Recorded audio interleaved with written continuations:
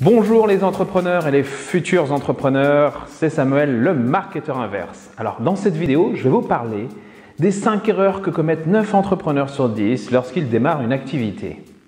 Alors peut-être que vous aussi, vous aimeriez bien démarrer quelque chose sur Internet ou développer une idée. Peut-être que vous avez reçu ou lu tout un tas de conseils sur le sujet et que finalement, pour le moment, vous ne savez même pas par quoi commencer.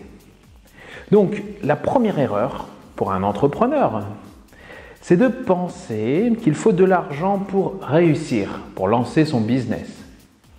Donc, c'est totalement faux. Le business model intelligent, c'est celui qui vous permet de faire un lancement sans même avoir créé votre produit.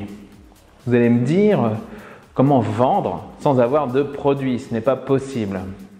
Eh bien, justement, si, au moins dans un premier temps. Et de plus en plus d'entrepreneurs le font. Je vais vous raconter une petite anecdote qui m'est arrivée il y a quelques semaines. Je voulais faire plaisir à ma fiancée et comme elle aime les spectacles originaux, j'ai acheté 2 places VIP pour le spectacle de Mesmer, l'hypnotiseur canadien en vogue surnommé le Fascinateur. Pour être sûr d'avoir des places, je m'y étais pris 7 mois à l'avance. Alors le fameux soir arrive, enfin, et en bon gentleman, j'avais tout préparé, tout bien organisé, les enfants chez la nounou, le dîner romantique avant le début du spectacle, et puis la navette vers le Palais des Congrès. On se présente devant le guichet, et là, première surprise, peu de monde et surtout que des groupes de personnes âgées. Bon, je me dis, c'est étrange, mais puisqu'on est un spectacle de l'étrange, pourquoi pas? Alors, je vérifie quand même les billets, le jour du spectacle, la salle, oui, tout est OK, c'est bien le grand auditorium. Nous arrivons devant le guichet et alors je demande à l'hôtesse, est-ce que c'est bien là le spectacle de Mesmer? Elle vérifie le jour qui est écrit, elle me dit oui, c'est bien ça, le 28 février, le grand auditorium, mais elle semble tout de même un petit peu dubitative. Et puis tout d'un coup, elle se penche sur le billet et la surprise elle-même, semble-t-il, à voir ses grands yeux, elle me dit « Oups, je crois bien que c'est le bonjour, mais pour l'année prochaine. » Waouh!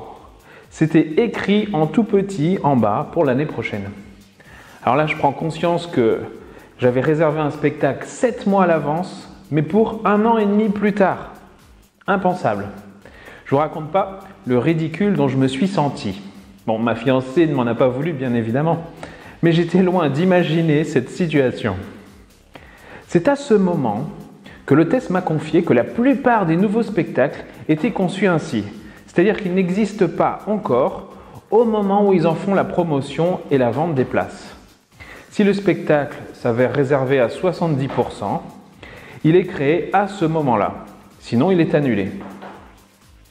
Donc sur Internet, il y a plusieurs boutiques qui proposent des centaines de vêtements, de prêt-à-porter, vestes, chaussures stylées et au moment de la vente, aucun stock n'existe. Mais le modèle part immédiatement lors de la commande en production et il est expédié dans un délai de 2 à 3 semaines. L'avantage, aucun stock n'est requis. Les idées de modèles sont illimitées et par conséquent, il y a une étude de marché permanente sur les produits les plus appréciés par les internautes, permettant un réajustement et une adaptation très rapide des offres par rapport à la demande et des tendances. Certaines maisons d'édition aussi proposent également des livres à prix réduit dont la sortie est prévue 2 mois plus tard. Si les commandes affluent le premier mois, l'auteur aura alors 1 mois pour écrire réellement l'ouvrage. Ainsi, aucun investissement initial n'est requis et en plus, l'ouvrage est quasiment autofinancé avant même qu'il soit imprimé ou produit en imprimerie. Cela vous donne des idées, de la motivation? Eh bien, tant mieux, foncez. Alors, la deuxième erreur que font les entrepreneurs, c'est de se précipiter pour lancer des projets. Pensez que le marché n'attend pas et que les idées, vous allez vous les faire piquer. Eh bien, vous vous dépêchez à lancer un projet à tout va sans avoir une stratégie marketing pertinente. Un entrepreneur millionnaire que je connais m'a révélé une chose fondamentale et je souhaite la partager avec vous aujourd'hui. Il m'a dit la chose suivante. Pour devenir millionnaire, il faut 3 choses. Une feuille de papier, un stylo et 1 euro. La feuille de papier, le stylo, te permettent de te poser, de partir d'une feuille vierge et de prendre vraiment le temps d'écrire une idée. 97% des entrepreneurs ne se posent jamais, n'ont jamais 15 minutes de pur silence et de solitude pour se poser et écrire. C'est pour cela que 3% seulement deviennent millionnaires. La pièce de 1 euro, c'est pour ne pas oublier notre lien avec l'argent. Ne pas avoir peur de l'argent. On doit pouvoir en parler sans aucun tabou. L'objectif est de faire grandir cette pièce, la transformer en milliers d'autres pièces. Celui qui est gêné de parler d'argent n'en gagnera jamais. Car inconsciemment et logiquement, il programme son cerveau pour ne pas en gagner, car cela le gêne. Dire qu'on veut devenir riche n'est pas suffisant pour se reprogrammer. Il faut être totalement convaincu et ne plus avoir aucune peur ni aucun stress à en parler. Waouh, quelle leçon! Alors, la troisième erreur, c'est de penser qu'il faut à tout prix un site web pour lancer son projet. Bon, c'est faux parce que certains entrepreneurs vendent et génèrent des milliers d'euros de chiffre d'affaires par mois sur Internet sans avoir de site web. Alors, comment ils font? Eh bien, ils utilisent une chose très simple que tout le monde a, c'est l'email. Il est tout à fait possible de générer des revenus incroyables uniquement avec une stratégie email. Les entrepreneurs vendent aussi leurs services ou produits numériques grâce à des podcasts audio ou des vidéos hébergées sur Facebook, YouTube ou SoundCloud. Seul un lien pour commander, par exemple un lien PayPal, est nécessaire pour acheter le produit ou valider la commande. Donc, toute l'expérience d'achat du client se fait à partir d'un fichier de prospects ou de fans. Nul besoin d'un site internet. La quatrième erreur commise par les entrepreneurs est de croire qu'il faut acheter des campagnes publicitaires sur Google AdWords, Facebook, etc. Ou même souscrire des services de consultants extérieurs, une agence de com, un expert marketing, des commerciaux, un expert financier. Tout cela vous coûtera certainement beaucoup plus que ce que vous gagnerez réellement en retour. Votre meilleure publicité, c'est vos visiteurs, vos fans, vos clients.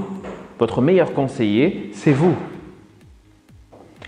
Alors, ce n'est pas qu'il faut faire tout seul, mais c'est surtout que vous devez en priorité garder votre propre ADN, l'ADN de votre idée. Car vous verrez généralement que les conseillers extérieurs, ceux qui n'ont jamais d'ailleurs rien réussi ou rien réussi d'extraordinaire, essaieront toujours de vous orienter dans des directions opposées en entraînant l'échec de votre projet initial. La dernière erreur est de perdre du temps à faire un business plan ou une étude de marché. Sauf si un investisseur vous l'impose, bien sûr, mais par expérience, c'est certainement la chose la plus idiote qu'on impose à un entrepreneur. Le monde a changé. Le business plan, une étude de marché, date des années 90, il y a plus de 26 ans. À l'époque des débuts d'Internet, là où Facebook et Google n'existaient même pas. Les modes de consommation ont changé. Les consommateurs ont changé. Pour savoir si un produit ou une idée est viable, il suffit de la tester en temps réel sur le web. Et cela ne prend pas plus d'1 heure pour créer une landing page, c'est-à-dire une page de vente, et un argumentaire efficace. Appliquez plutôt un marketing expérientiel ou émotionnel plutôt qu'un marketing traditionnel. Comment prédire les réactions des consommateurs sur un marché alors qu'il n'a pas encore été créé, disait Steve Jobs. Et finalement, si c'est ce que vous voulez vendre, si ce que vous voulez vendre est un assemblage de choses qui existent déjà, plus ou moins, alors, c'est que vous connaissez déjà le marché. J'espère que mes conseils vous ont apporté de la valeur et si c'est le cas, n'hésitez pas à laisser vos commentaires sur la page Facebook du Club des Agisseurs. J'y répondrai volontiers personnellement. Vous pouvez en plus vous abonner à ma chaîne YouTube, le Club des Agisseurs, pour recevoir automatiquement mes nouvelles vidéos. À bientôt!